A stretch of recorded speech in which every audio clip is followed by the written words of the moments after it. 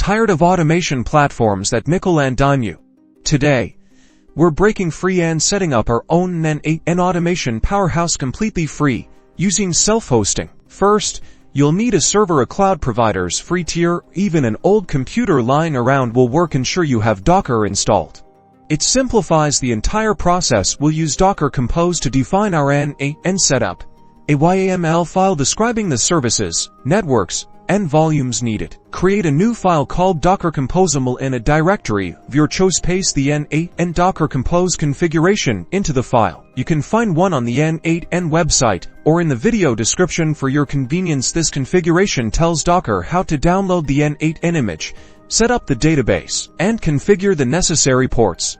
With the Docker Composable file configured, open a terminal and navigate to the directory where you saved the file. Then, run the command docker compose upd. This command tells Docker to start the services defined in the Docker Composable file in detached mode, meaning it will run in the background. Once the Docker containers are running, open your web browser and navigate to the IP address or domain name of your server, followed by the port N8n is running on, usually port 5678. You should see the N8n setup screen. Follow the instructions to create your admin user and configure your first workflow. That's it.